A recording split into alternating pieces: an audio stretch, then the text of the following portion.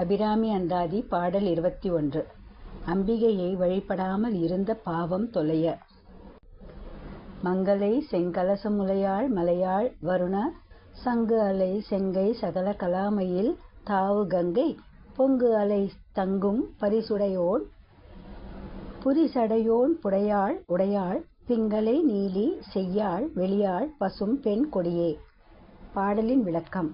அம்மா அபிராமி என்றும் பசுமையான பெண் கொடியாக விளங்குபவளே, என்றும் சுமங்கலியே, செங்கலசம் போன்ற தனங்களை உடையவளே, உயர்ந்த மலையிலே உதித்தவளே, வெண்மையான சங்கு வளையல்களை அணியும் செம்மையான கரங்களை உடையவளே, சகல கலைகளும் உணர்ந்த மயில் போன்றவளே, பாய்கின்ற கங்கையை நுரை கடலை தன் முடியிலே தரித்த சிவபெருமானின் ஒரு பாதி ஆனவளே, என்றும்